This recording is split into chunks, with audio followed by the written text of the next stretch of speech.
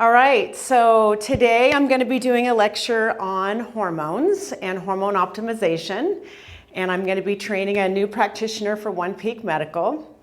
So welcome to the little training today. It's nice to have you here. Just a little bit about my background. I've been working in the area of hormones now since 1990. I started in a multi-specialty clinic, and it was primarily an OBGYN department. This is sort of an interesting story. And I was appalled at the way menopausal women were being treated. We would go in, I would go into the office to do a gynecological exam, and women would say, but what are you gonna do about my night sweats and my headaches and my low sex drive and my problem with fatigue? And I'd say, well, we'll just add more estrogen, or we'll just change to a different type of estrogen. And so I'd do that and it wouldn't work, and they'd come back and say I'd still feel terrible. And so I went out and talked to one of my colleagues, and I said, another OBGYN, I said, so what are we gonna do about these women that aren't being helped by hormone replacement therapy, just the standard HRT? And he said, well, just put them on Valium. Just put them on a sleeping pill, just put them on something else. And I'm like, that's it? And he goes, yeah, that's it. We don't do anything else.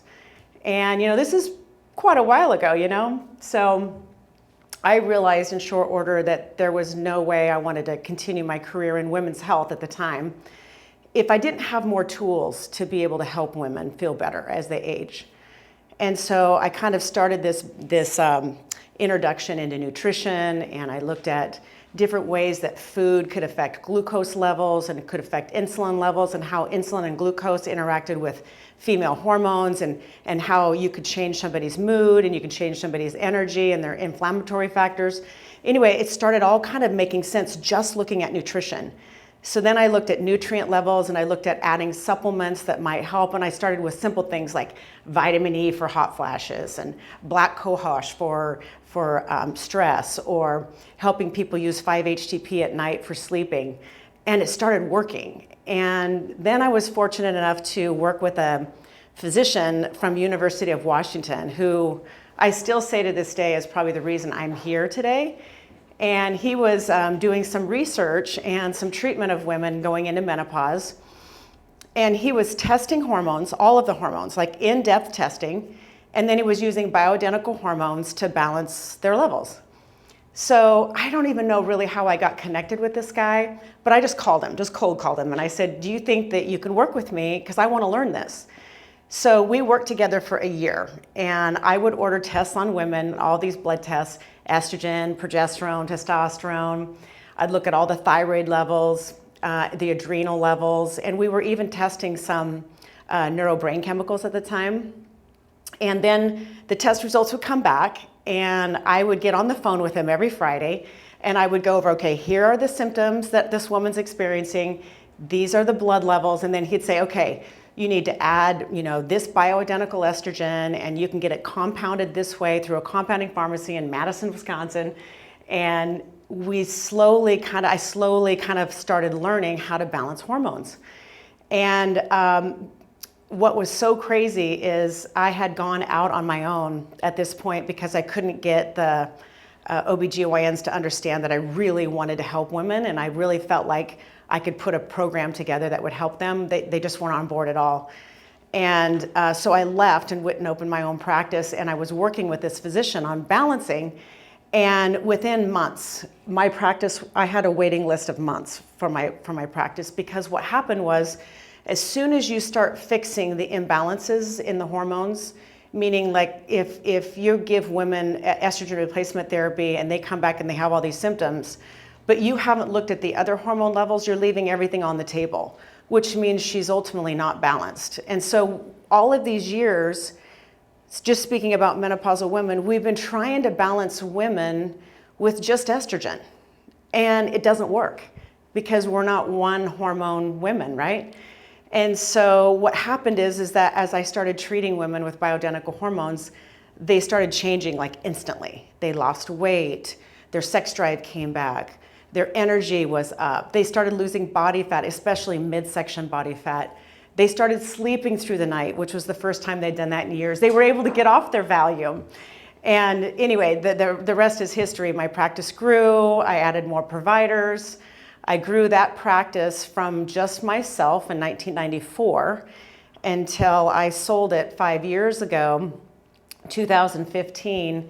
And it was an integrative medicine clinic. So we had MDs, DOs, nurse practitioners, PAs, nutritionists, acupuncturists, naturopaths.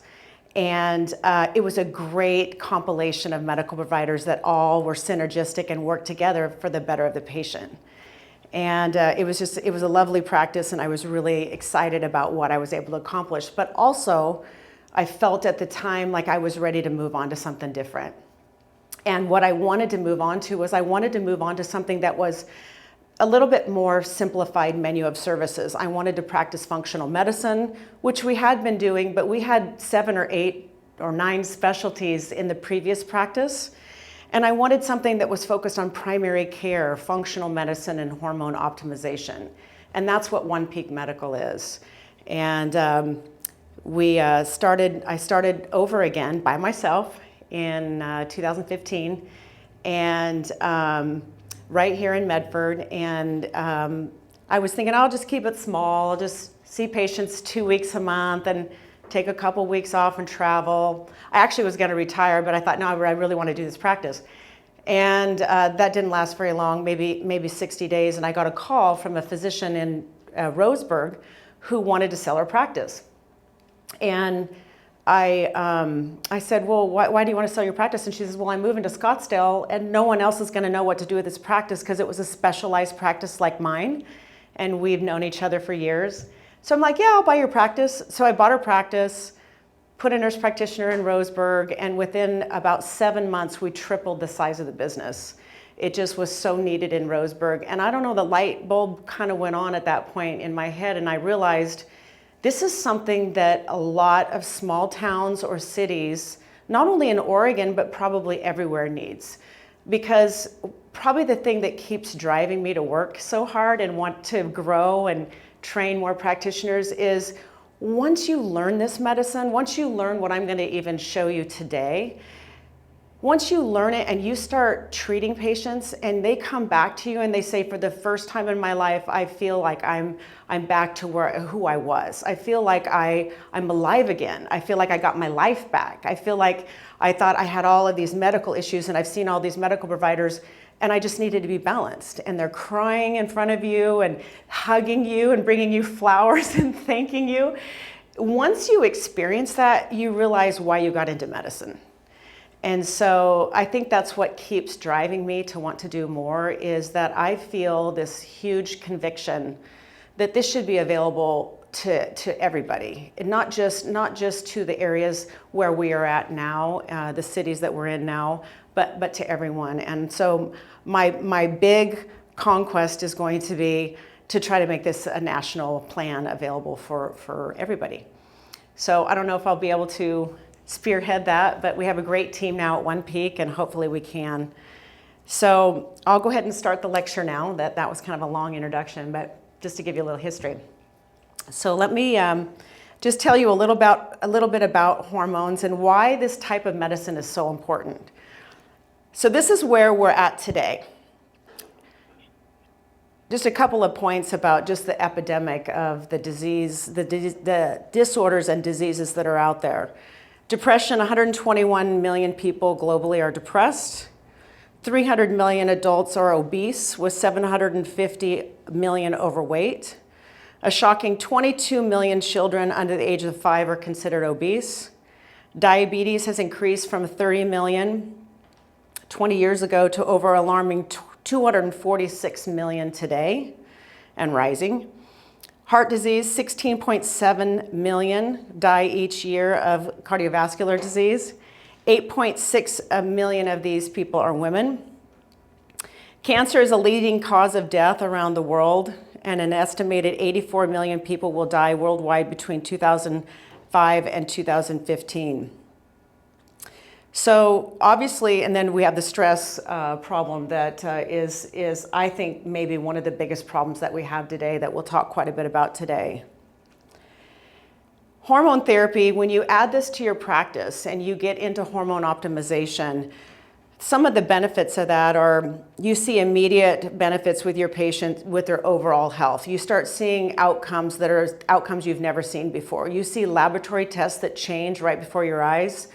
Their physical ailments, especially their intake form, completely changes within 90 days. You see a lot of the check marks where they say severe or moderate on their symptom form. You see them going down to mild or absent. It's pretty wild.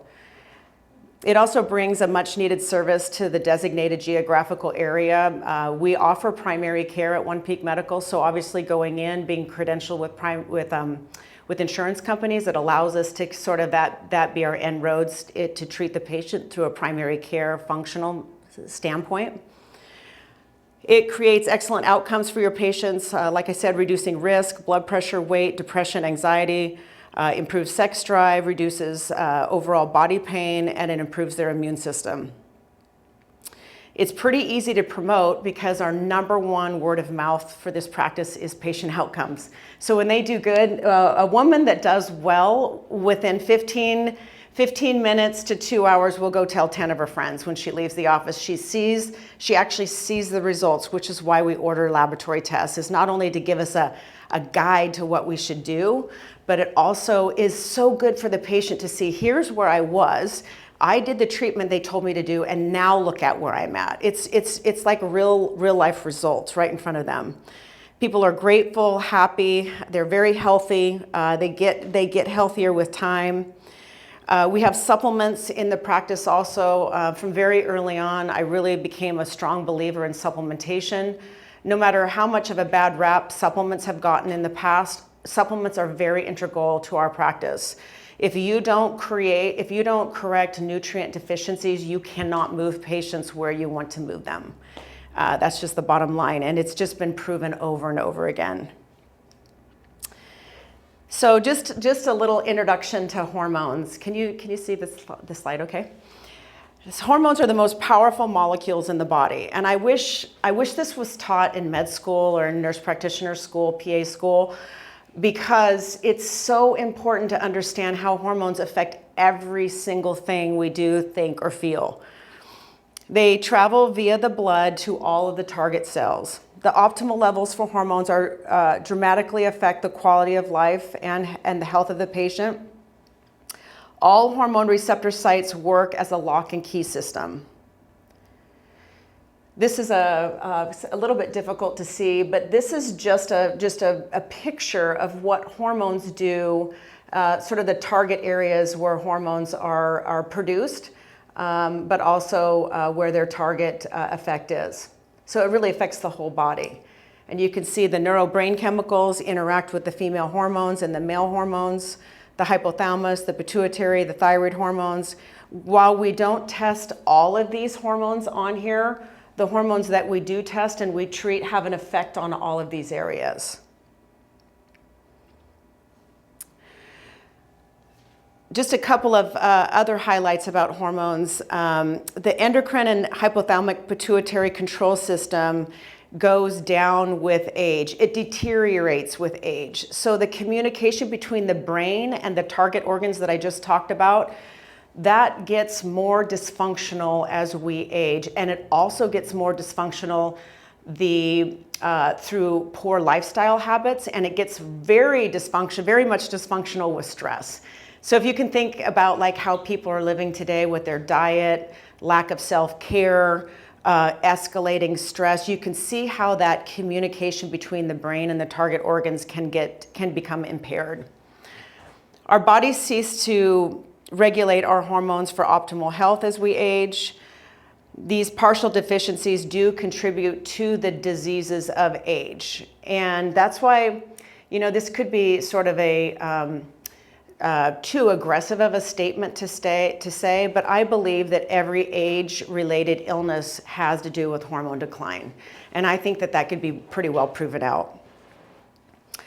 If you optimize hormone levels, it's essential to our quality of life. The goal is to age better with less age-related illnesses. That's my favorite tagline to say. And that's when I see a new patient in the office, I would always say, my goal for you is to help you age with less age-related illnesses. And they look at you like, yeah, that's what I want. And that's really what we do. We have proof that it does reduce the risk of dementia, heart disease, depression, autoimmune disorders, chronic pain, inflammation, obesity, diabetes, anxiety, insomnia, and many more. I've used this picture. Can you hand me the coffee right there? What would a good lecture be without coffee, right? So I've used this picture, hopefully it's not too light for you to see, for, I don't know, at least 25 years in my practice. This is a very old slide, although it's been reproduced in many studies that pertain to hormone therapy. But you can see the decline in hormones begins at about age 35. You can see that all three lines are dropping by age 35. So this would explain why women sometimes in their 30s are experiencing menopausal symptoms. Now, this is just an average decline. What we see with stress and poor lifestyle factors would be maybe a more sharp decline. So let's take, for instance, a woman is on an antidepressant and birth control pills. That's actually pretty common. You would see a very sharp drop, almost to baseline, of testosterone. So it would affect directly on testosterone. If somebody is not ovulating and not making progesterone because of stress, you would see a very sharp drop of progesterone, just an anovulatory progesterone level.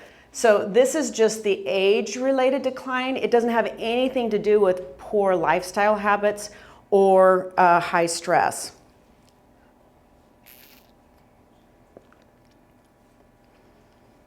So hormones are chemicals secreted by glands and tissues in our body. They circulate in the bloodstream and control hundreds of body functions. They tell us when to sleep, when to drink, how to get warm, how to have sex, how to think. They strengthen our bones, they alert us to energy, they keep our brain sharp, they give us energy, stamina, and zest for life. And hormones also keep all of our body parts functioning and working towards the same purpose, whether that's to signal you to eat or to reproduce. And they're all very crucial for our existence.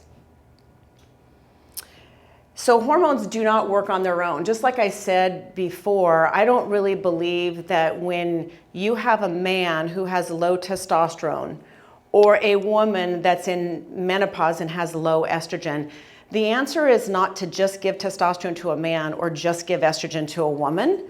The goal is to look at the whole picture and balance the whole picture. They don't work on their own. They need help from the brain. They need help from the gut. They need help from other hormones to stay balanced. Hormones surge through the bloodstream, delivering messages from the brain to the cells. They're the main intercommunication center between one part of the body and cells in another. There are currently over 200 hormones known to the human body. We are continuing to identify new hormones every year. In the last decade, researchers have identified 19 new hormones that regulate appetite and weight control alone.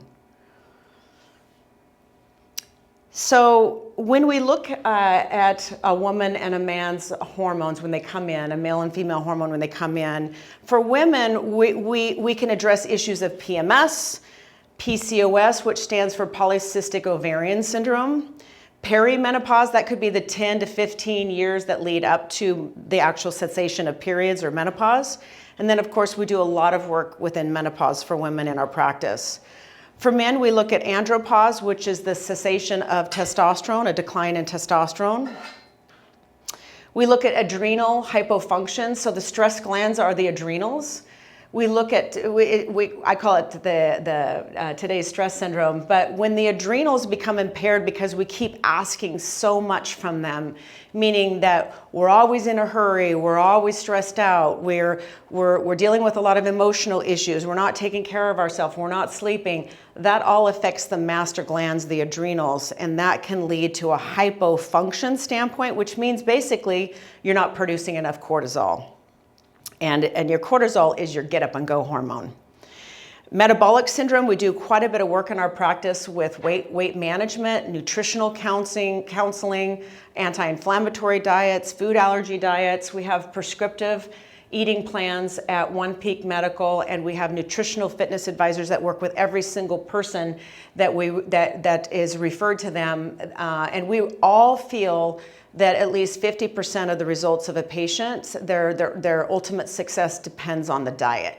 So the diet's really, really, really important. I always say food is like medicine. It's either really gonna work for you or it's gonna make you feel awful. We look at natural alternatives, what's out there besides hormones. We have nutrient options and other treatments. Supplements, we look at the gut balance specifically as it pertains to autoimmune disorders. We do have functional medicine protocols that go along with the hormone optimization. And then we also take a look at brain chemistry when we need to, as opposed to just giving an antidepressant, actually looking at what that person might need, not only hormone optimization, but brain optimization.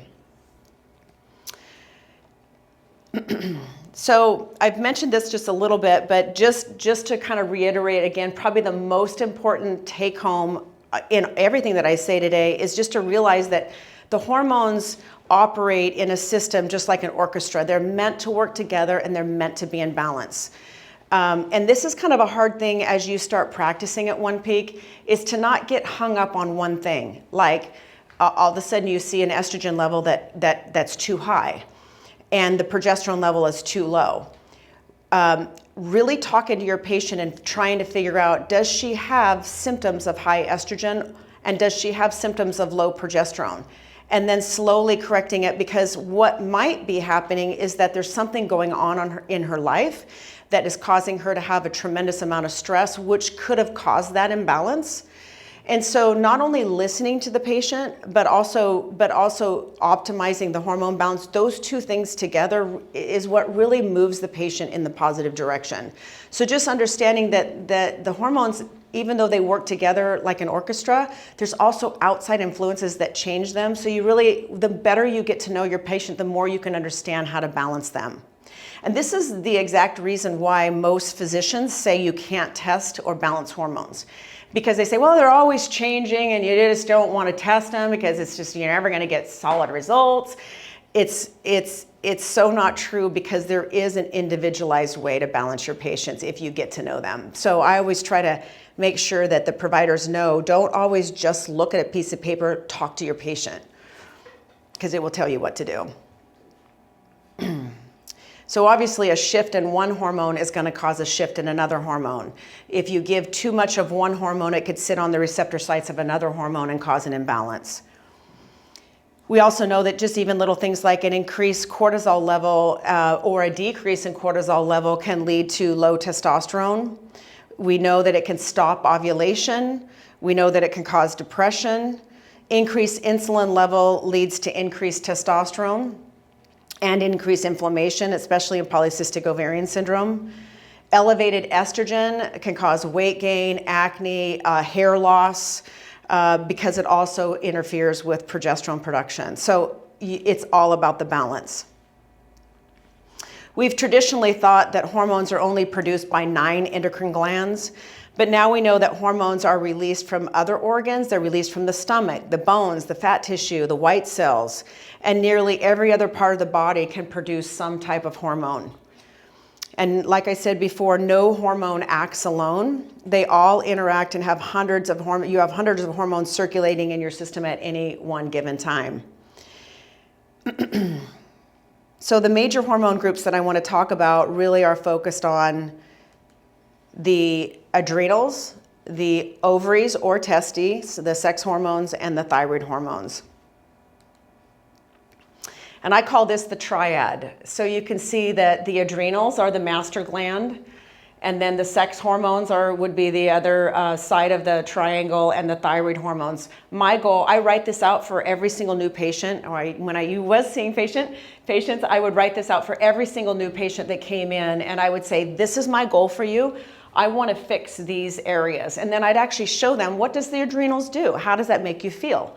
What is your thyroid responsible for? What happens when your ovarian hormones or your testicular hormones are imbalanced or off or deficient?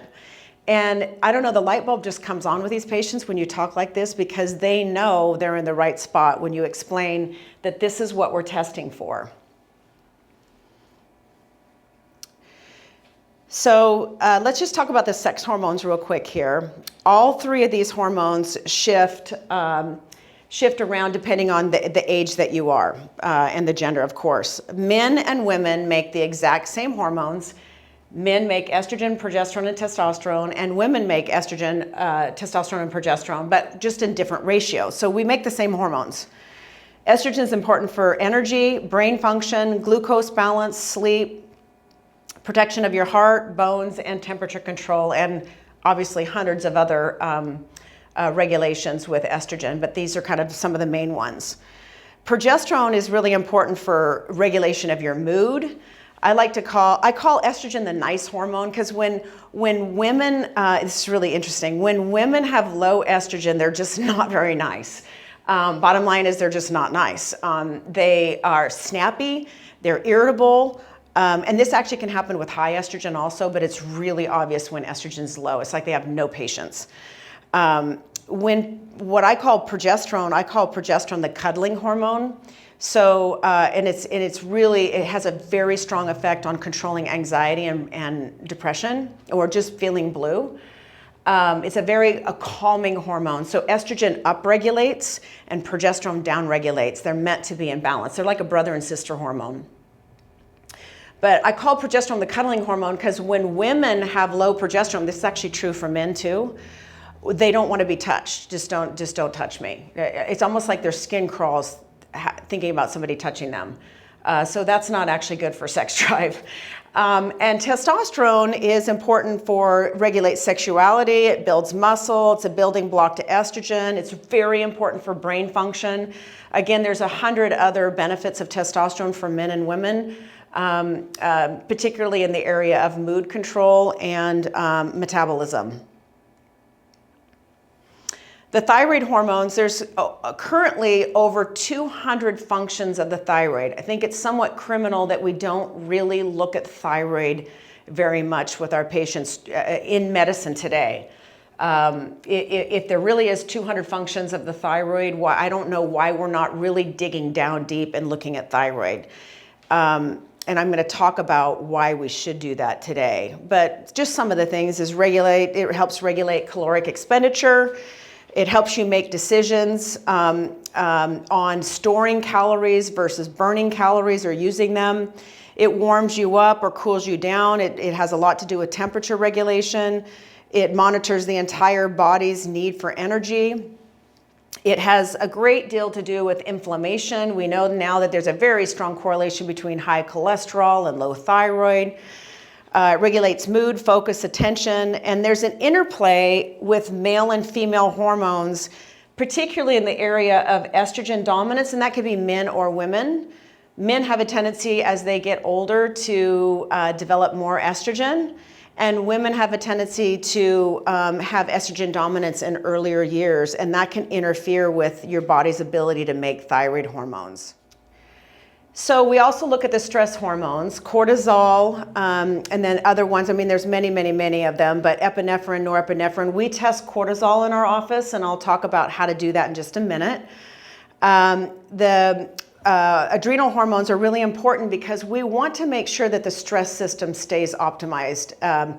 Because today people are very stressed, and when I say stressed, I'm talking about, it could be diet stress, it could be sleep stress, it could be too much on their plate stress, or I'm always hurrying and I'm always late, and I'm always going from one fire to the next fire. It could be any of those things, but your body can only stay up with your demands of stress for so long.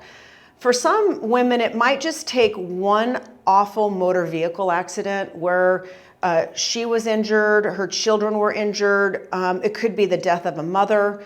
It could be that she just developed a poor sleeping pattern and she was pushing herself too hard. It could be a man that is drinking a lot of beer and eating a diet that's very high in sugar or flour, and his glucose is going up and down, causing a surge of cortisol every single time that glucose goes up and insulin goes up, cortisol goes down. It's just part of the whole process. So stress means a lot of different things. It could be any of those things. It could just be that you've got too much on your plate.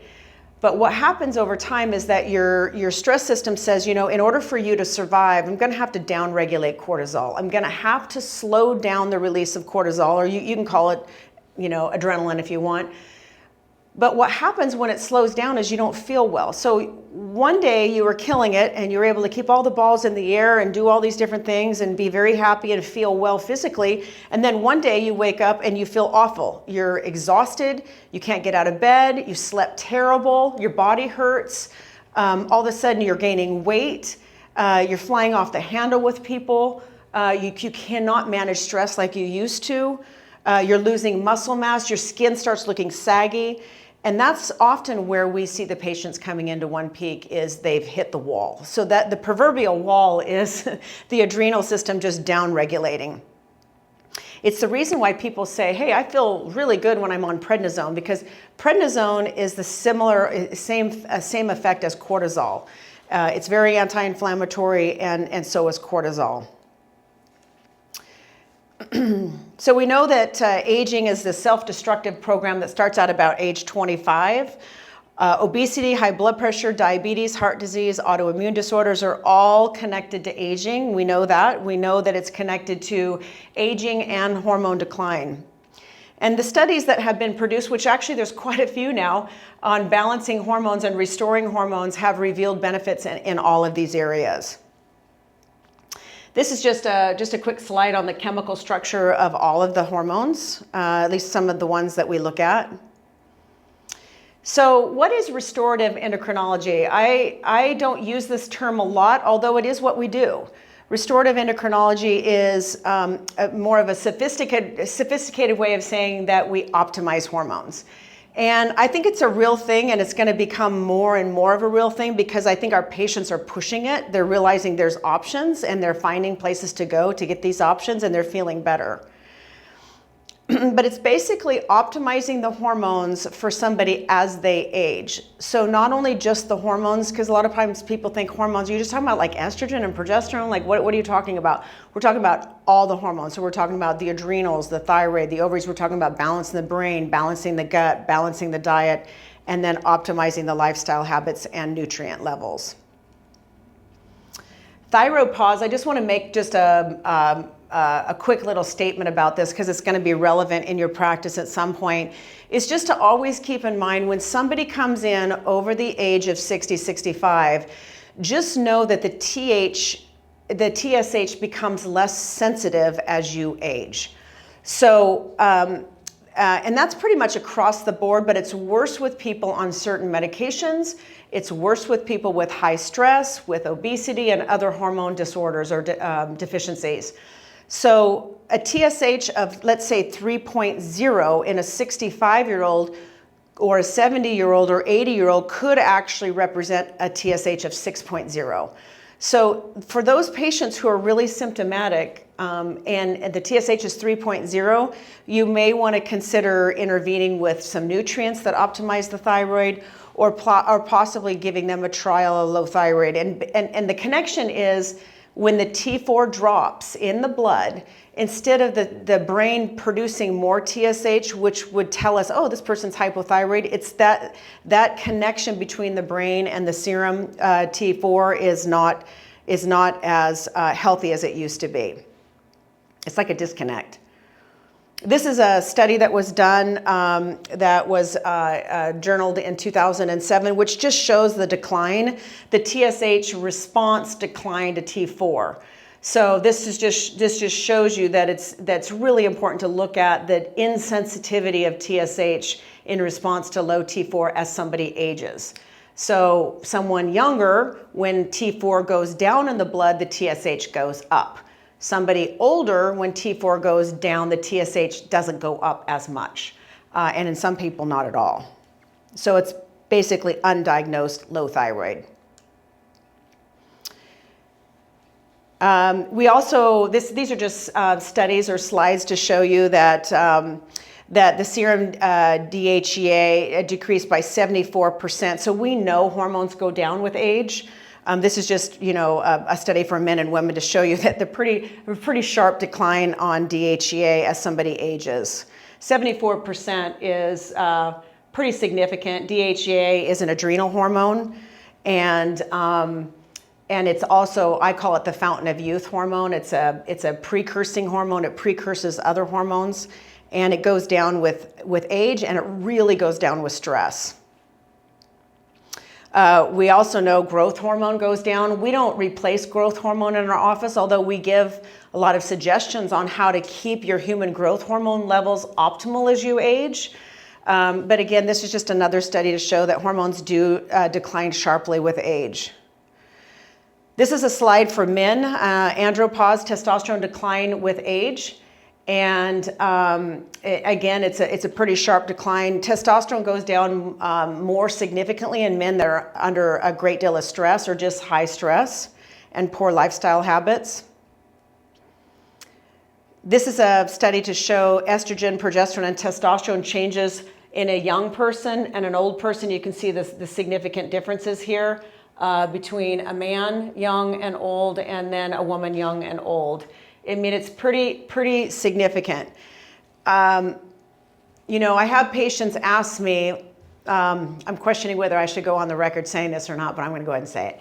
I remember when I was seeing patients, people would say, I feel so amazing. It could be a 60-year-old woman that's on hormones or a 70-year-old guy that's on testosterone. And how long do I take these? Like, how long am I going to be on this? And I used to sort of facetiously say, well, as long as you want to feel well. And which isn't a super great answer, but it's true. Hormones are meant to optimize you until you take your last breath. I know personally, I won't stop my hormones before I take my last breath. My parents are 80 and they look amazing. They have zero health issues. They're my longest patients I've treated. They've been on hormones for my entire career. And my Nana, my mother's mother, just passed away last year. She was 99 and still on her hormones. And she really just fell asleep and died. And she had really hardly any health issues until the last couple of months. So it's something just to think about is, what are we trying to achieve? And while women and men might be able to use less as they age, especially as stress goes down and lifestyle habits change a bit, I really feel like hormone optimization is meant to sustain life. A common belief is replacing low hormones could cause heart attacks and cancer as we age. The loss of hormones is natural and normal, so why would we even want to try to reverse this?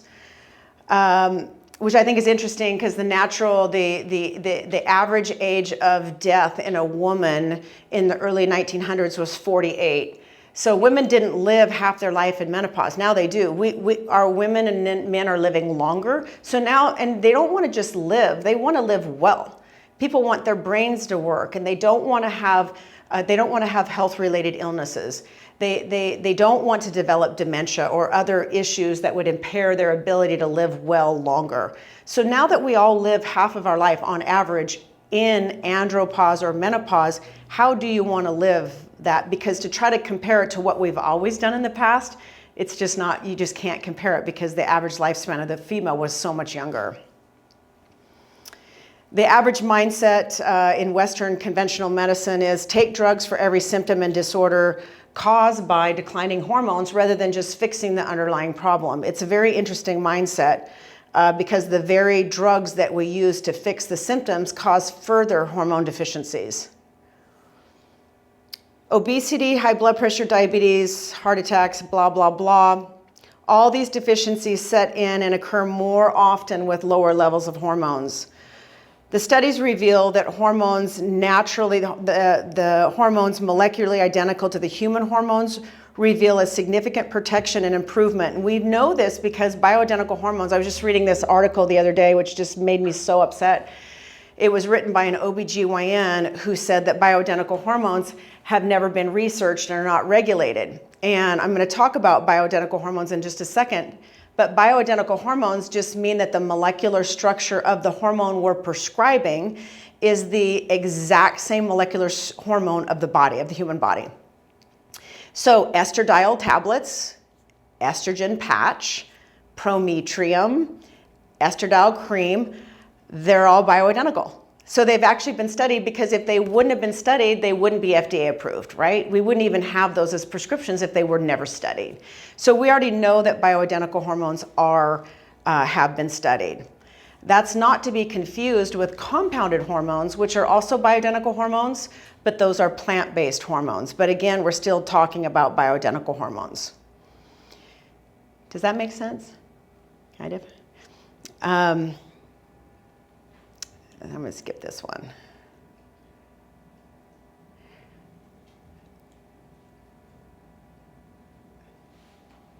This slide is just to show that it's sort of interesting in medicine that when somebody has diabetes, we give them bioidentical insulin. When somebody has hypothyroidism, we give them bioidentical T4, meaning this molecular structure is the same. When somebody has a growth hormone deficiency, we give them bioidentical growth hormone. When someone has an adrenal deficiency, we give them cortisol or hydrocortisone. So why is it that when we have a menopause deficiency or an andropause deficiency or in andropause, why are we not giving something that's molecular identical or giving them anything at all? This is just a little slide here on just a slide on the reference range, which is something I like to talk about a lot. I've done a lot of lecturing on reference ranges and actually quite a bit of research in this area with another laboratory specialist, PhD specialist that actually works for One Peak. She's the medical director of our lab, Dr. Linda Rogers. And she and I have done some posters and symposiums on this exact subject. And that is trying to identify the differences between a reference range, is what we see on a lab test, and what the optimal range is. And this is something that really hasn't been researched a lot. I wish I had about 10 more hours in my day to be able to even do retrospective studies on this particular area. Is why do we have reference ranges that are so broad that don't really narrow down to the health of the patient rather than just looking at preventing disease? So intelligent endocrinology, which is what we like to think we practice, it's narrowing up this range and it's moving into an optimal range. So it's still in the reference range, but it's taking the reference range for that person and saying, this is the more optimal range. So for instance, let's say the range for a woman taking thyroid replacement therapy or a man taking thyroid replacement therapy, let's say you treat him, his initial TSH was 6.0, so too high. And his T4 was like, let's say 0.5. And then you treat him and he comes back and his T4 now is 0.7, which is at the very low end of the normal range for a free T4. But let's say his TSH came down to 3. So now it's in the reference range, but it's on the high end of the reference range, according to our lab. So the TSH came down like it should, and the T4 came up like it should. But the T4 is on the low end of normal, that's your circulating thyroid, and the TSH is on the high end, which is a signal saying, if it gets higher, you need more thyroid. So you're in the normal range, and most people say, hey, we're good, stay on your thyroid, we'll see you in 6 months. But the person says, whoa, whoa, whoa, I feel better, but I don't feel that much better. I still feel like, my body's hurting, my skin's dry, I'm moody, I'm still not being able to lose weight, I don't have more energy. And so intelligent endocrinology would say, hey, you know what, let's do this instead. Let's raise the dose of that and give you some nutrients that might support your thyroid. Let's clean up your diet and other things that might be causing stress on your thyroid. Let's get your TSH down and your T4 up a little bit. That's intelligent endocrinology, not just saying you're good. So it's taken that reference range and it's making it more narrow.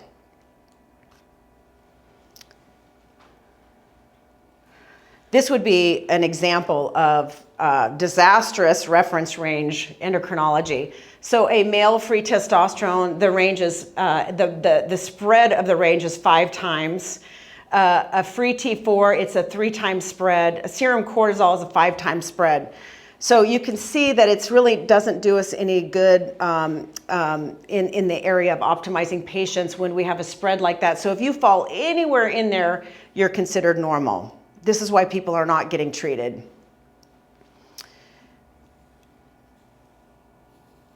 So let's talk just a little bit about the adrenals. So these are three graphs here.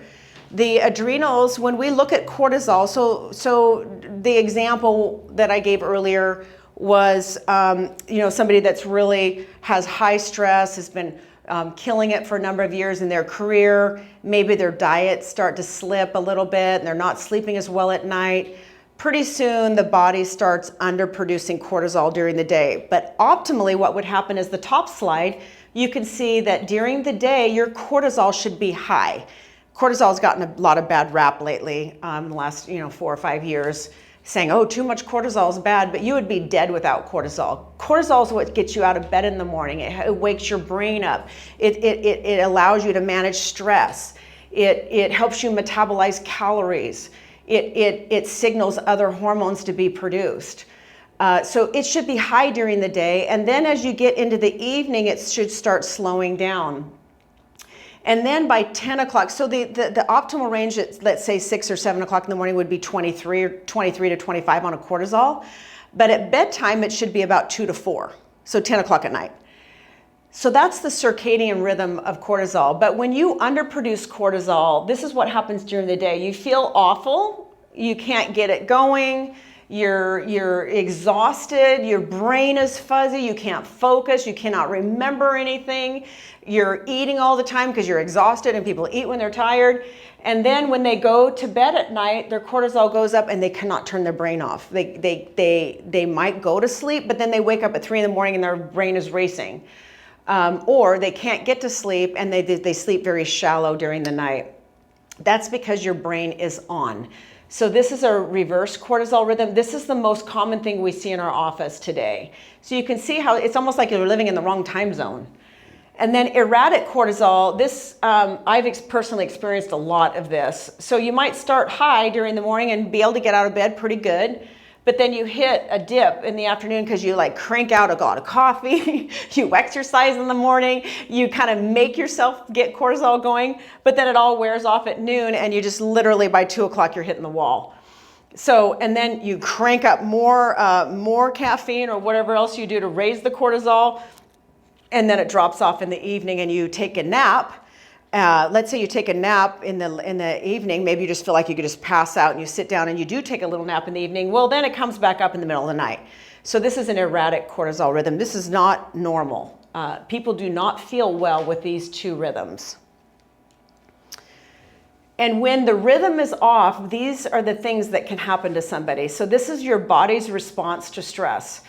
So just think about cortisol being low or being erratic and how it can affect your body. Because many people don't, I would say the majority of healthcare providers do not understand this. They don't understand that you would have more aches and pains and inflammation if you have low cortisol. They don't even test cortisol. So, I mean, unless we have, you think you have a very serious adrenal issue. Don't even know that people become, their immune system is more compromised with low cortisol or excessive cortisol, that the thyroid production is lowered and dramatically affected. So it really affects all of the body, which is why we pay a lot of attention to it in the office.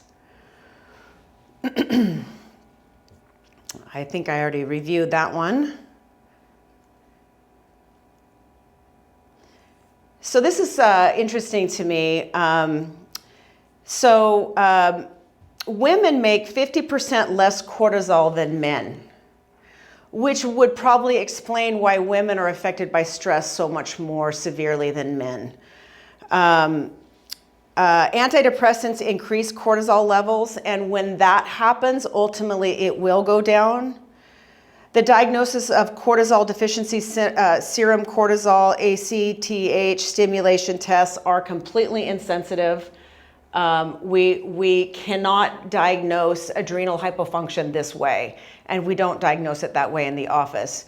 The diagnosis of adrenal hypofunction is actually getting a good symptom questionnaire for the patient, really finding out how they're feeling, and then also looking at the cortisol level once or twice a day.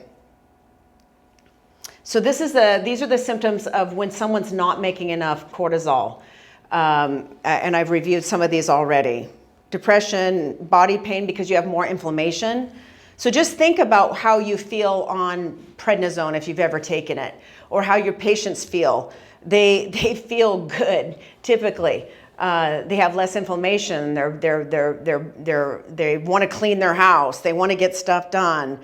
Cortisol is very similar to that. So it's like important for life sustaining and for symptom relief. So women make about half as much cortisol as men under stress conditions, which like I said a minute ago, it explains a greater incidence of chronic fatigue, pain, depression, and autoimmune disease in women. Why women are more affected by that, because they're more affected by stress because they already produce less cortisol than men. It's like they have less, I hate to say coping mechanisms, but cortisol production to manage the high stress. Women were not meant to have really, really high dramatic stress levels. Rheumatic diseases associated with HPA activity, that's the hypothalamic pituitary axis, which is for the adrenals. Lower cortisol levels and relative adrenal deficiency. They're all adrenal deficiencies. They're all related to autoimmune disorders.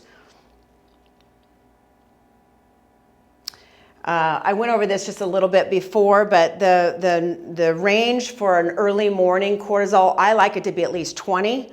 Noontime should be around, I like it around 14 to 16. 5 p.m. should be around 8 to 10. And then 10 p.m., we're obviously not testing at 10 o'clock at night, but you can get a history on someone and determine if they have low cortisol. It's really easy. All they have to say is, my brain won't turn off at night. And it's different than I can't sleep. It's like I can't turn my brain off. There is saliva testing available where you can do 4 samples throughout the day. I used to use this a lot. I don't use it as much anymore. Insurance doesn't cover it. And I find that the serum testing is really adequate along with a health questionnaire. Okay, and then DHEA is another hormone that we look at that comes from the adrenals. It's the most abundant steroid hormone, and it really should not be ignored. We check everybody's DHEA levels. It is a precursing hormone, so it can help make testosterone and estrogen. We know now that lower levels of DHEA are directly correlated with increased disease and mortality. It does balance the effects of cortisol, and it's really important for pain, inflammation. It's very important for fertility. I've treated a lot of patients just that have had long-standing fertility issues just with DHEA, and they've gotten pregnant. It's really important to have enough DHEA. And I don't think we even know all of the benefits of DHEA. You don't need too much, but you need enough. DHEA goes down with stress. Usually it's the first hormone to go down with stress, and then it's just the cascade after that. I had a radio show for about 14 years, and one of the guests on my radio show wrote a book called Autoimmune Disorders in Women, and his big research that he was involved in at UCSD was looking at reduced DHEA and autoimmune disorders in women, and there is a direct correlation between the two. So DHEA, again, it shouldn't be a huge surprise that DHEA, being a stress hormone coming from the adrenals, when you're under a lot of stress, you're going to be more at risk for autoimmune disorders. I mean, they're very much correlated.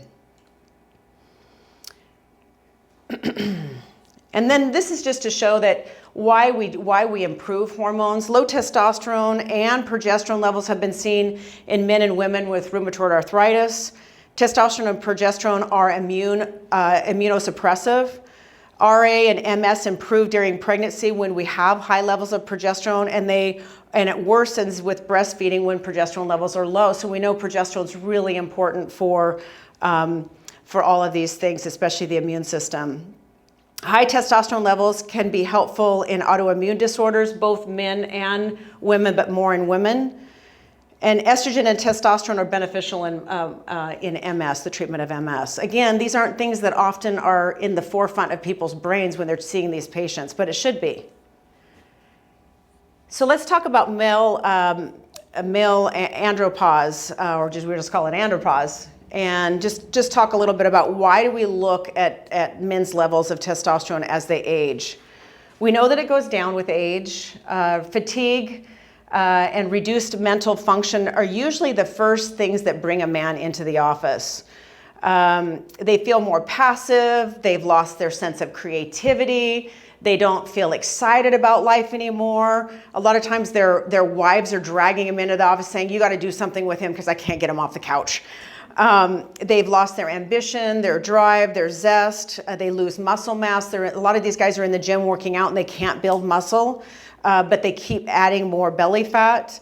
Increased blood sugar and blood pressure. Blood pressure is a really big thing with low testosterone. In fact, we see all the time testosterone optimization and blood pressure regulation. It's really wonderful. Loss of libido, spontaneous erections, and even erectile dysfunction are related to low testosterone. And we're seeing younger men now with these issues of low testosterone, again, related to the stress syndrome.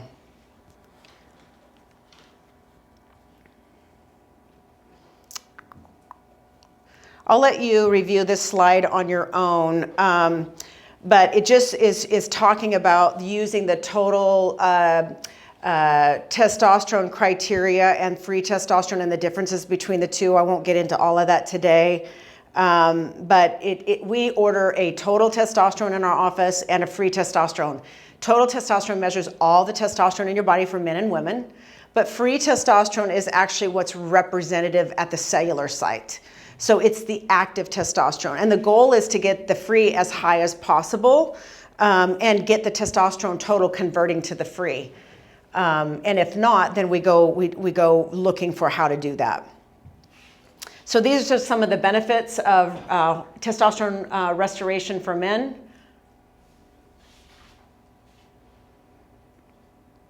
I really like how testosterone in men, and this is true for HRT in women, reduces obesity and reduces the incidence of diabetes and dementia.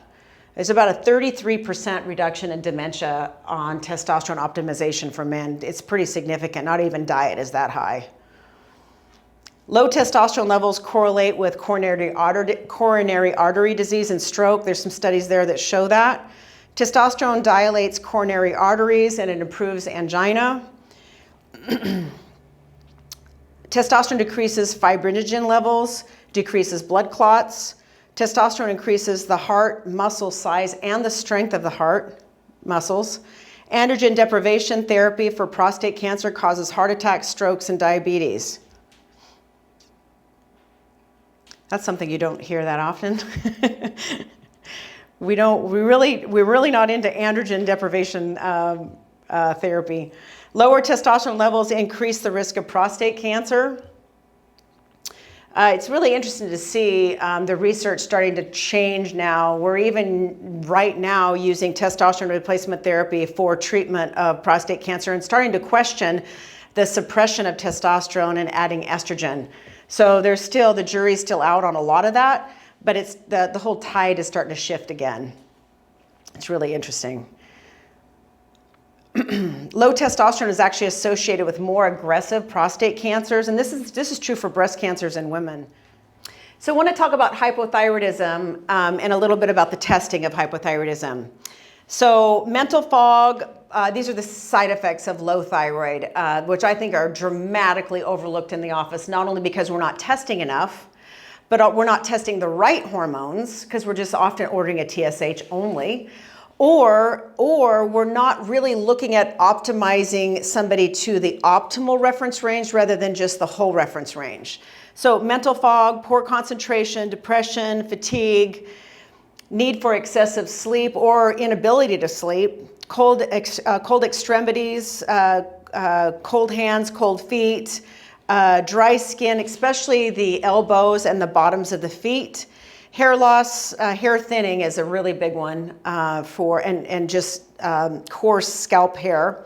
weight gain, constipation, excessive cravings, ankle swelling, puffy face, high cholesterol, and increased heart disease. So you actually see changes on the lipid panel with low thyroid. In fact, I really tried to teach people for years in my previous practice, before you put somebody on a medication to lower cholesterol, really try to tease out the low thyroid, because often it's just right on the border, and there's some things that you can do to improve the thyroid state, which then ultimately would improve the lipids and the inflammation.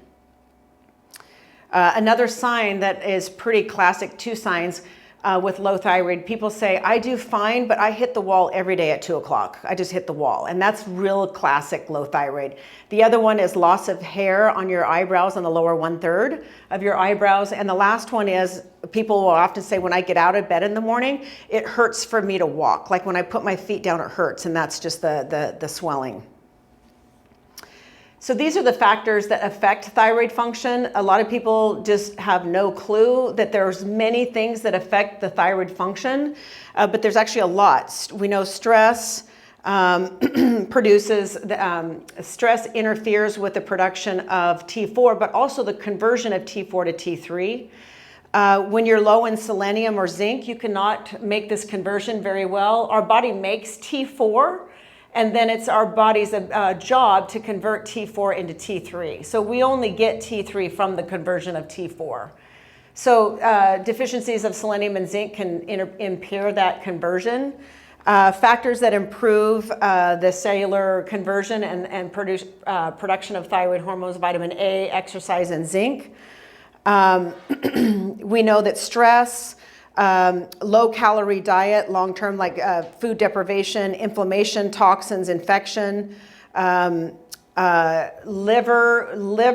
liver can be a very significant problem for thyroid production.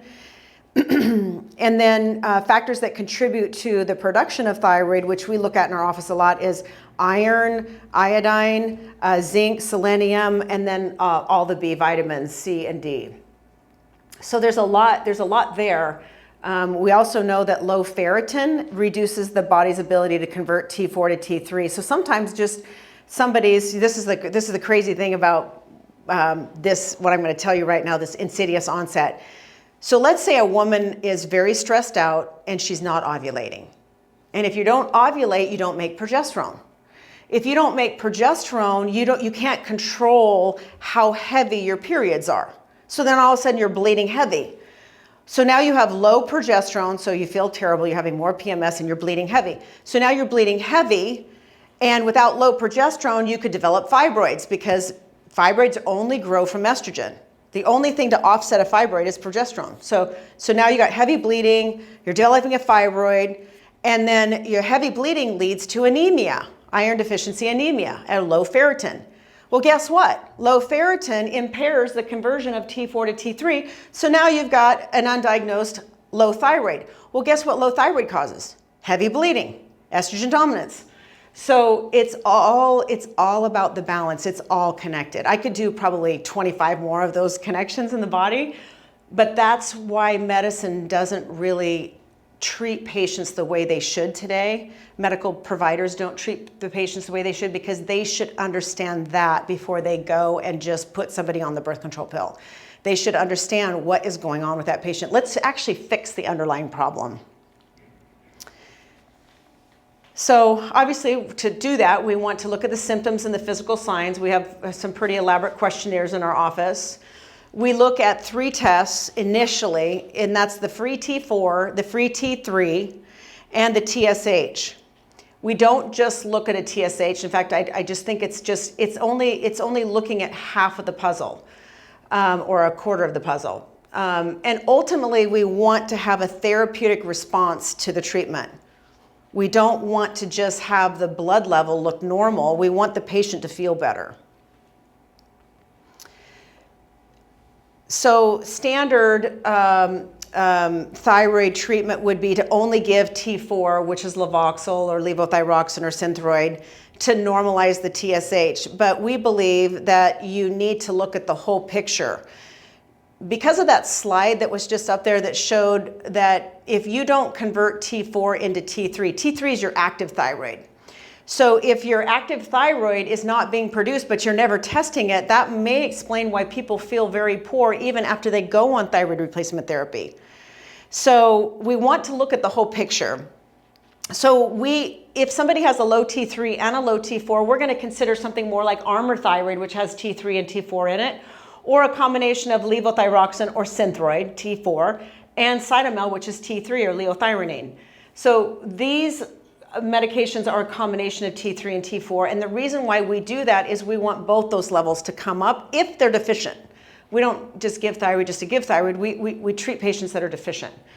So, but we also don't want to just give T4 if the body's not converting it into the active T3. If there's something going wrong there, we want to fix it. So thyroid sets the throttle and cortisol delivers the fuel. They're meant to work together. Thyroid determines the metabolic rate in every single tissue of our body. Lack of thyroid leads to hypometabolism. We already know that. There is a very strange, irrational fear of thyroid and cortisol supplementation. It's very interesting in medicine today. It's almost like we're giving cocaine or something when you give thyroid. All you're trying to do is, that was kind of an obnoxious comment, but I think you know what I mean. All we're trying to do is, again, optimize the patient's level. We're trying to get them into an optimal treatment range. We're not trying to treat them. We're not trying to give them more than they should and have them be symptomatic. We're just trying to get them in the optimal range. But there is a very strange fear of thyroid. And I think part of it comes from just a misunderstanding of the whole endocrine system.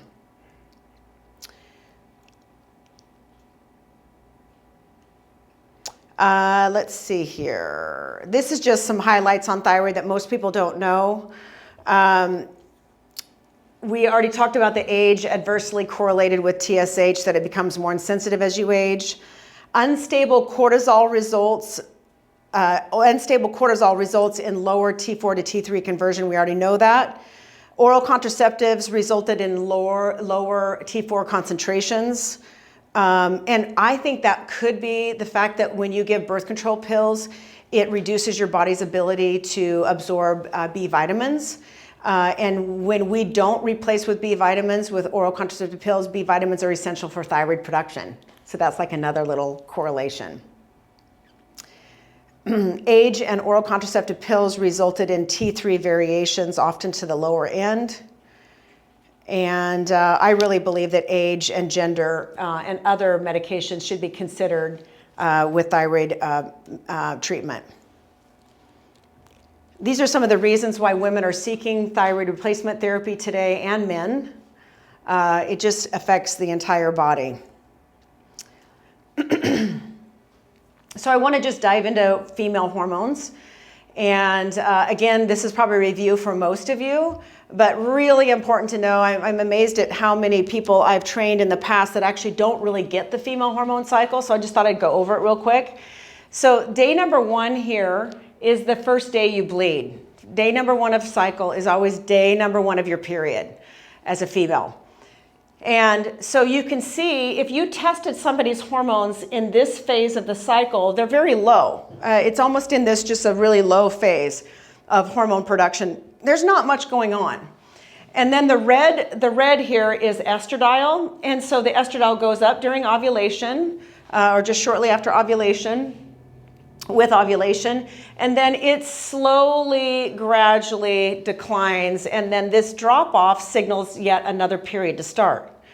Progesterone, again, stays low in the first part, and after the response of estradiol, the progesterone surges, usually day 17, if it's a 30-day or 28-day cycle, and then slowly declines. So just a couple nuances why we check women's hormone levels here. We actually want to check typically 16 to 25 is what we're looking for, day 16 to day 25, because 80% of your hormones are being produced here. So we want to see what their levels are here, not necessarily here. Now, you could still interpret somebody's hormones in the first part of their cycle or in the middle part of their cycle, but it's more optimal to do it here. We would never tell somebody that they couldn't be tested there, because sometimes we do. But if somebody's cycling, it's preferable to do it here. What were you saying, Sarah? You should stand this way. Huh? Closer. Yeah, staying closer to the slide. Here. So testing is here is really important. So the hormones that we would check that cycle are estrogen and progesterone. So let's say a woman has had a hysterectomy, and she doesn't know where she's at in her cycle, but she still has her ovaries. So what we would do is we would check her 2 times during the month, only with just these levels. So the first time she comes in, we would order all the labs: the thyroid, the female hormones, the adrenal hormones, vitamin levels, and then any other general chemistries that we feel are appropriate for that patient: ferritin level, vitamin D, vitamin B12. Then, so that would be the first time they come in. And then we would have her come back in 2 weeks and just check estrogen and progesterone. We don't need to check everything over again, because the only cycling hormones we're really looking at are the 2 hormones that cycle, which are estrogen and progesterone. So that means that if the first test was here, the second test would be 2 weeks later is here. Or if it was here, then it would be here. You would be checking a woman on both, in both phases of the cycle, which is what we're looking for. And then you can determine, is this woman still cycling and where she's at. If you just did one sample with a hysterectomy patient and it was here, you wouldn't really be able to tell exactly what she's producing, because you wouldn't see all this activity. So I just wanted to throw that in there, because I always forget to say that, and that's sort of something you want to get in your head when you're trying to identify where the woman is. Estradiol, progesterone, testosterone, and DHEA are all required for function, growth, and maintenance of all of the tissues in both sex. Maintaining a brain function and health is really important with hormones. Cognition, memory, focus, attention, pain, cravings, all of those things are related to hormones and are related to the production of neurobrain chemicals. The immune system, maintaining connective tissue, skin, hair, bones, muscle, and insulin sensitivity. A lot of women worry about gaining weight with hormone replacement therapy, which is just the opposite of the truth, because you have better insulin sensitivity with estrogen optimization. And then just a quick overview. I mean, there's much more to this, but these are some of the imbalances that can happen that lead to problems, such as just the imbalance between estrogen and progesterone. Like if a woman becomes progesterone deficient because of stress or menstrual related problems, it can lead to estrogen dominance, which leads to weight gain, acne, depression, irregular bleeding, fibroids, endometriosis, breast cysts, breast cancer. When you have estrogen, estrogen is a growth hormone. But progesterone downregulates the receptor sites in the breast and the uterus and many other places. So imagine if you didn't have enough progesterone and you had all this stimulation to the breasts. You would get breast cysts, you'd get fibrocystic breast disorders, you'd have all this stimulation to the uterus, you would get uterine fibroids, adenomyosis, thickened lining, painful periods, menorrhagia, dysmenorrhea. But if you have the balance between estrogen and progesterone, you can correct that rather than just not treating it at all. Testosterone goes down with age, and it definitely goes down with stress. We know cortisol is really the kind of the linchpin with cortisol for men and women. So if your cortisol, like when I talked earlier, your cortisol drops because you've been stressed for so long and your body says, no, I'm gonna downregulate cortisol. In a very simplistic explanation, when cortisol goes down, the main hormone it can rob from to make more of it is testosterone. So I believe that's really why we're seeing low testosterone today, is because the cortisol is dropping because people's lifestyle and stress, and it's robbing from testosterone to convert it to cortisol, because you won't die with low testosterone, you'll just feel awful, but you will die without cortisol.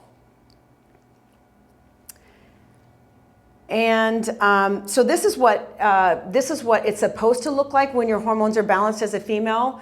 It is what we call progesterone dominance. Progesterone's produce much more than estrogen. You actually want your progesterone to be more dominant. We use a progesterone very, very liberally in our office. And the reason why we do that is it's very safe. It's very protective. We don't use progestins, we use progesterone.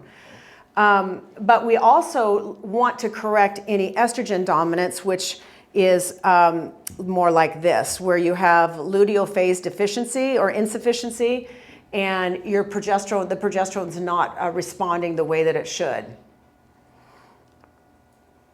And then you can have anovulation. Anovulation can lead to estrogen decline and progesterone decline. And we see this a lot. You know, it's like their ovaries are sleeping.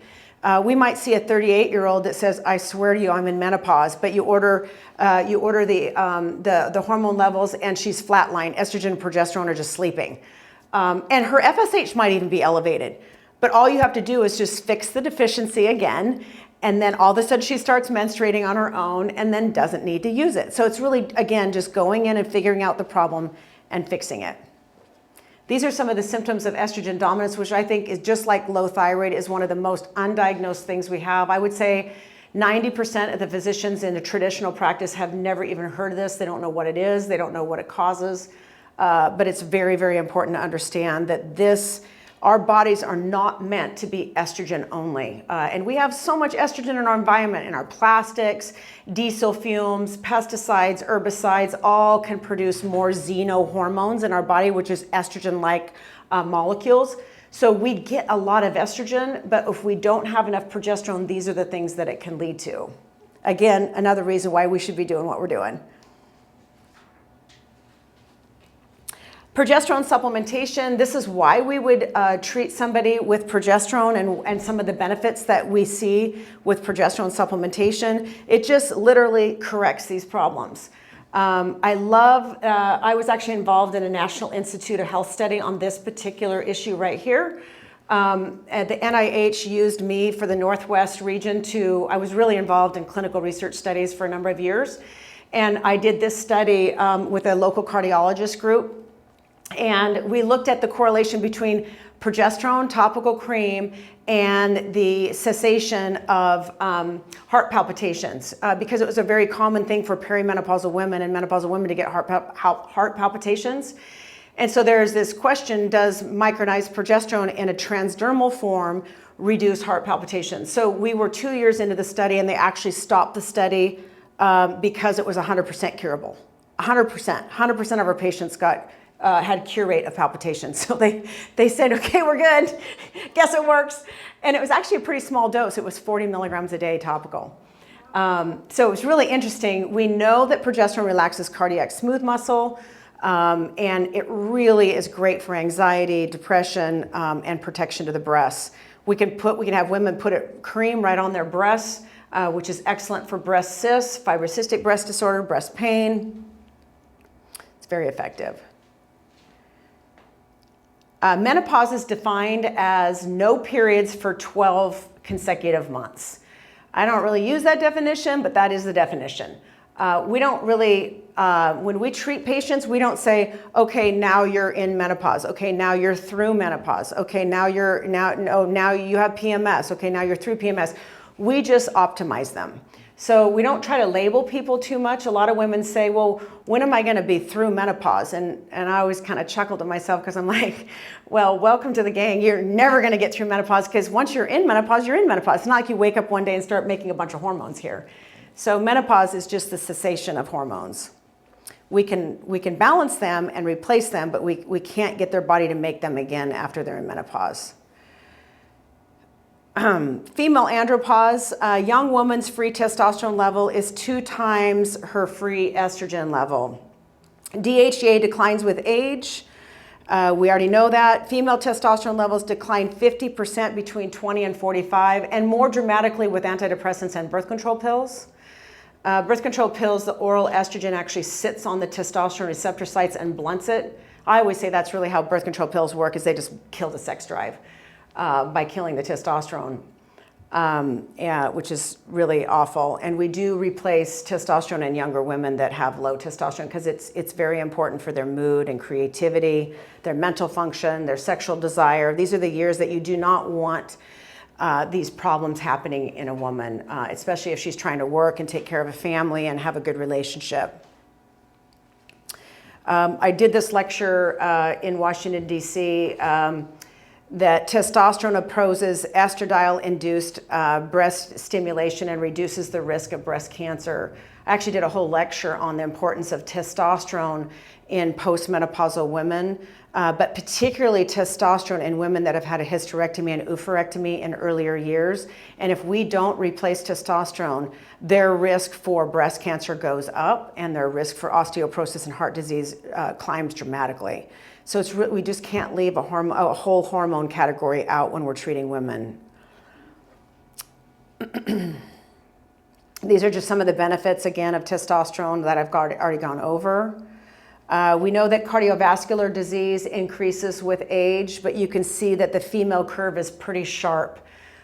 So we really want to pay attention on what can we do to reduce the risk of coronary heart disease in women. And I believe, obviously, changing their lifestyle, improving their diet, getting their obesity under control, optimizing hormones, making sure that their inflammatory issues and their gut is optimized are all taken care of, that all of those pieces work together to reduce coronary heart disease. It's not just hormones. We do know that optimal estrogen provides these benefits as it pertains to cardiovascular disease. That's been well shown in previous research. I'm not a big believer in, just because of the Women's Health Initiative study, which was grossly flawed, tainted the picture of hormone replacement therapy. I'm not a big fan of throwing all the other data out from the past. There's so much good research to show that estrogen, when it's optimized with the other hormones, is cardiovascular protective. And again, just more benefits of estrogen replacement therapy. Transdermal estrogen prevents heart attacks. There is a difference in heart risk. This was a Danish study that was done. Again, we evaluate the patient's risk. If it's an older woman over the age of 65, 63 to 65, now I don't feel like that's that old, but the Women's Health Initiative study really pointed to the possibility of oral estrogen being an issue if they've never been on estrogen before, that it might loosen up a clot and lead to an event.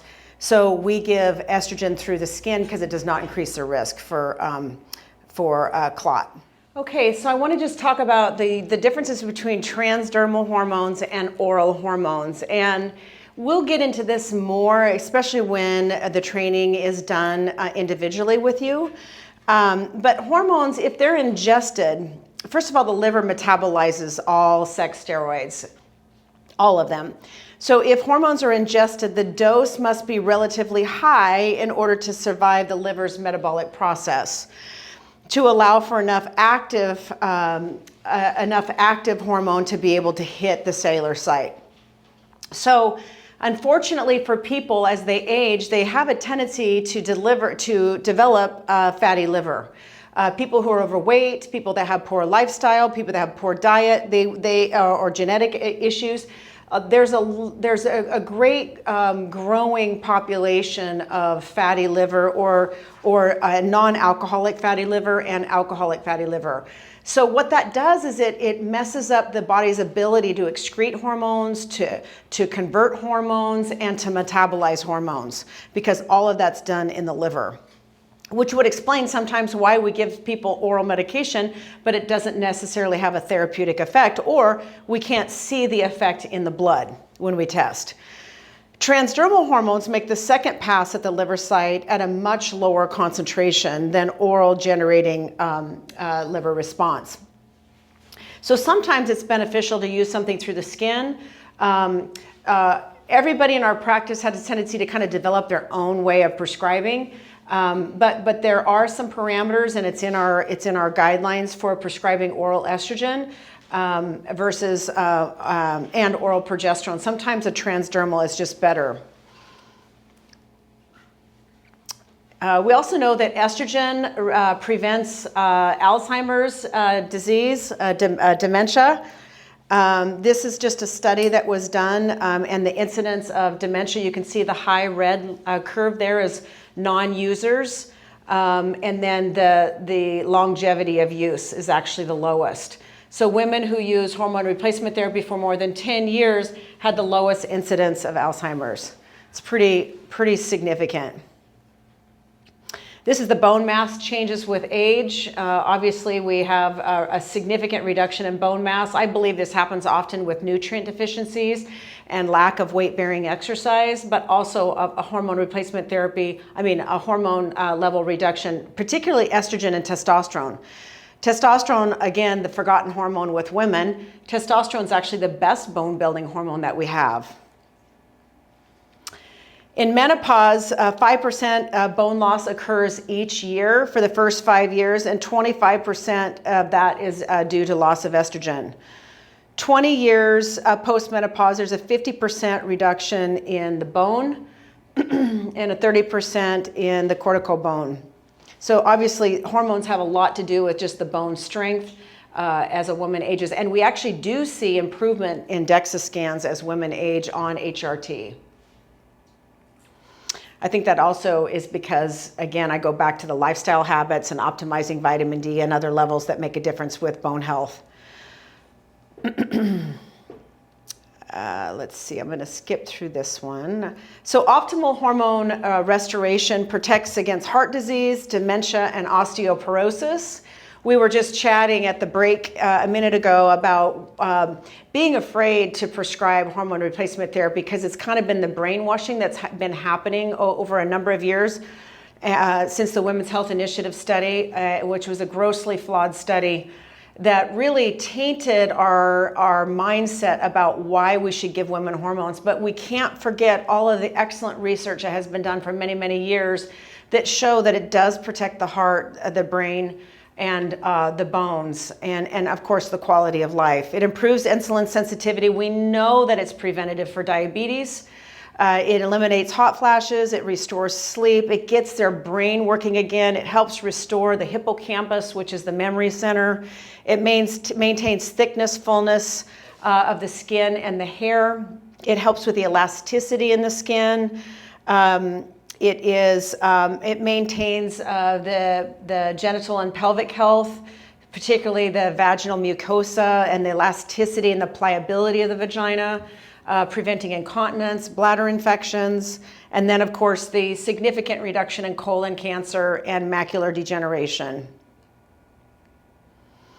Estrogen and progesterone are complementary. I've talked about this earlier today. And we know that progesterone stops the proliferation of breast tissue and uterine tissue, so it really helps control the health of the breast and the pelvis or uterus. It's really important. I don't believe any women should be on hormone replacement therapy without progesterone. And this is the common practice today as you've had a hysterectomy. Well, since you've had your uterus removed, and progesterone protects against uterine cancer, then you just don't need to use progesterone. Well, what about the other 150 benefits of progesterone, particularly depression prevention, anxiety protection, cardiovascular protection? What about the fact that progesterone is very supportive to the breasts? So I think we're leaving a lot on the table by telling women post-hysterectomy that they don't need any progesterone. This is just a slide on I'll let you review it on your own, breast cancer rate versus age, and just showing the changes as a woman ages in her incidence of breast cancer. This is kind of important because many practitioners that start with us don't understand there is a difference between progestins and progesterone, and the reason why they don't understand it is because they're used interchangeably in magazines, and OBGYNs often don't understand the difference. Most of the time don't understand the difference. They use them like they're the same, and they're molecularly completely dissimilar. So these are progestins, and that's a progesterone, and you can see the molecular structure is completely dissimilar. And so to use them interchangeably, they have different effects on the body. Progesterone is bioidentical, meaning that it is the one we should be prescribing. It carries all the benefit. It is molecular identical to what the body produces. These are not.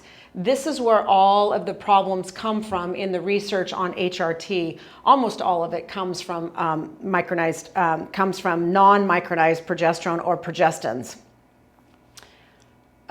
This is known, Provera is medroxyprogesterone acetate, which is what we know it as. The trade name is Provera.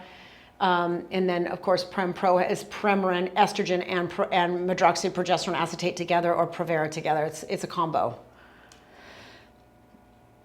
This is just a slide on progesterone versus breast cancer. You can see the relative risk for breast cancer, and then the more progesterone, the lower the risk. So it's really important to be thinking about protecting the breasts as women age and looking at the concentration of progesterone and the reduced risk of breast cancer. It's just protective to the breast. So the very thing that we're afraid about, or the world is afraid about, or used to be, it's starting to change now again, about using hormone replacement therapy in breast cancer should be part of the equation, and it's not. Unfortunately, we're looking at single hormones and treating them like that's the only hormone that we should be worried about, rather than the whole picture.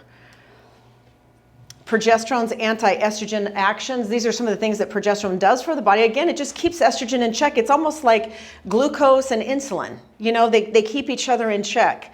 And we have a lot of those processes in our bodies, where we have the one that goes up, one that stimulates, and one that suppresses. And it's really important that they're meant to be used together and meant to be in balance with each other, not just used, but in balance.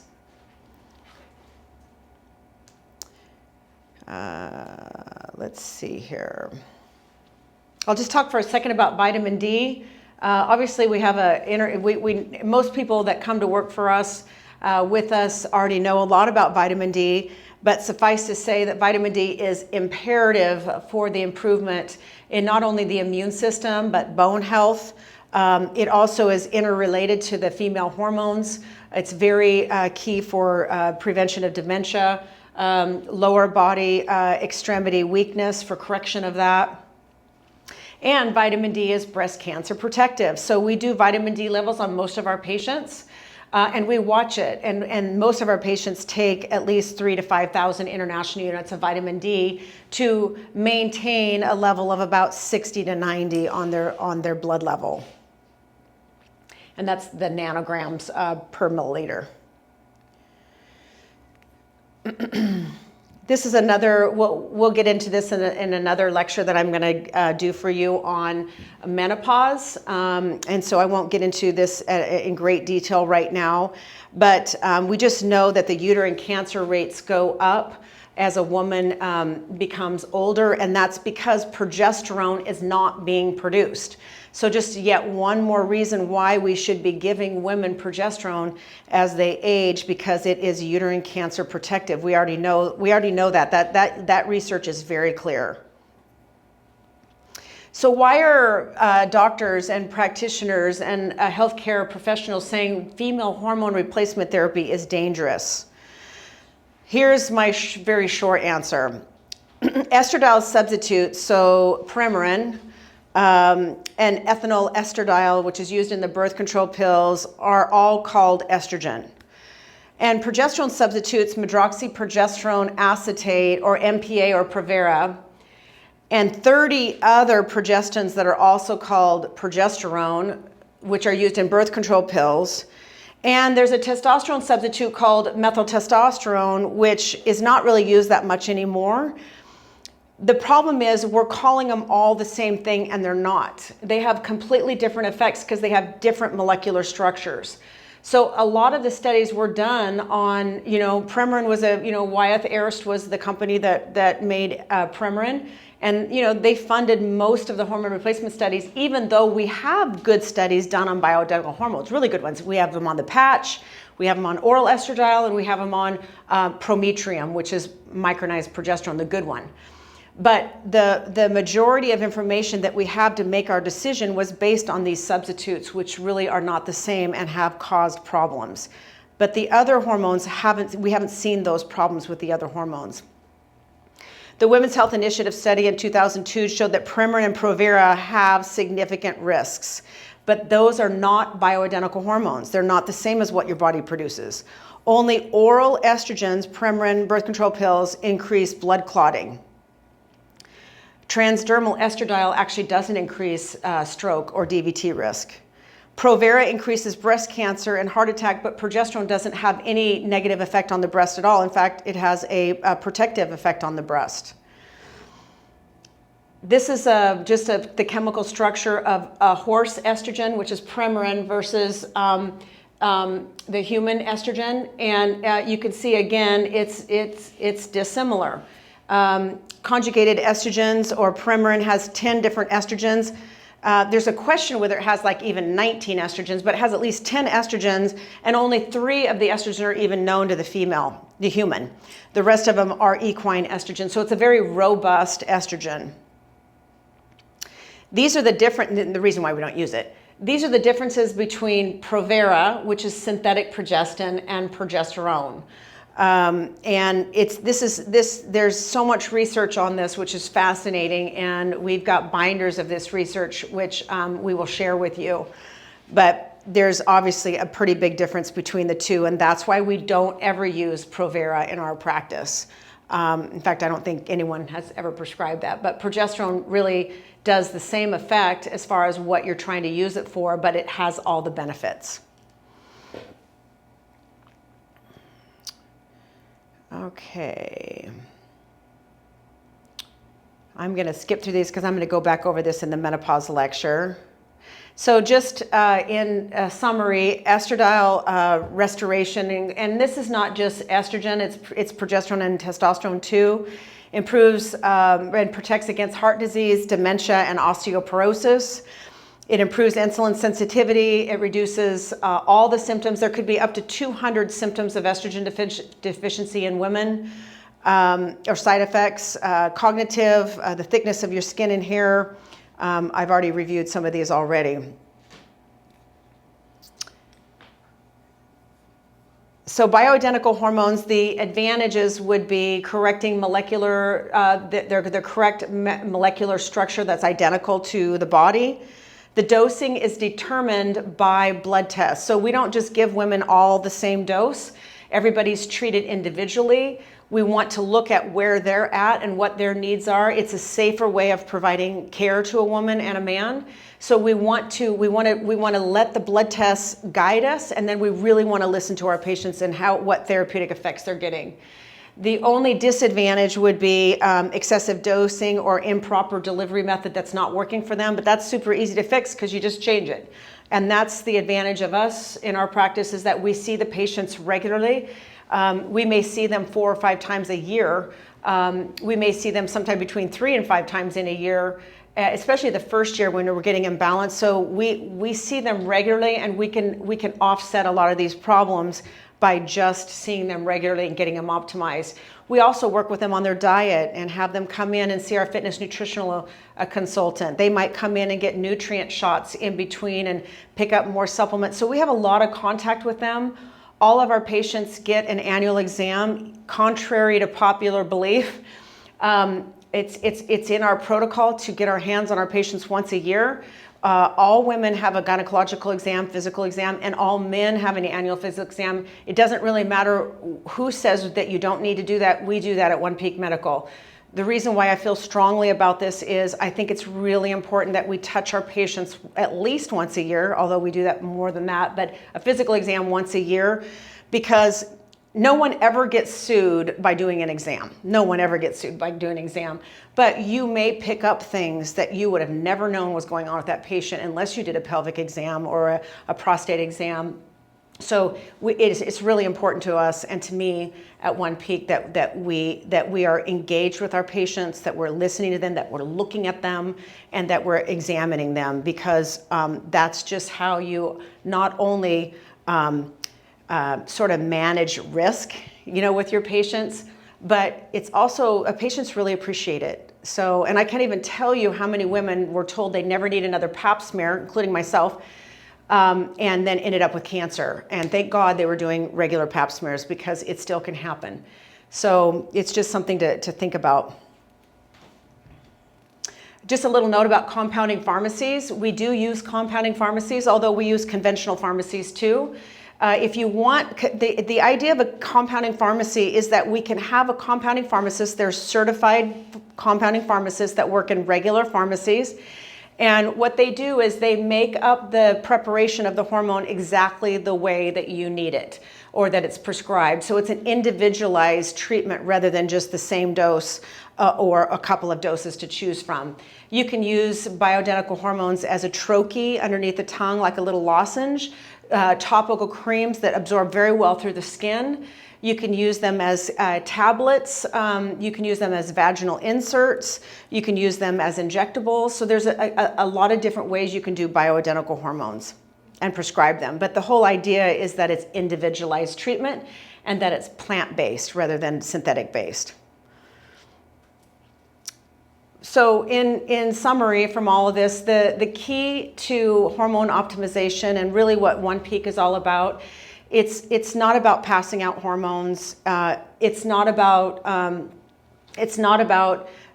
just treating everybody the same. It's really about individualized treatment. It's about looking at the whole body and saying, let's get your diet, let's get your sleep, let's get your stress, and let's get your hormones optimized and your supplementation in order, because that's really where all the results come from. It's really where all of the benefit comes from in the patient. And hopefully at some point I'll be able to start doing some of these studies where we can really look at the outcomes. I mean, we have 30 years of data, right? There isn't any reason why we couldn't start looking at some of the outcomes that we see, because all of our providers see it every day, the changes in our patients. So thank you for joining me today. I'll be doing individualized lectures for you that you'll be watching on menopause, PCOS, PMS, andropause, hypothyroidism and treating of thyroid and more in depth on that, and then also the adrenal stress disorder. See you next time.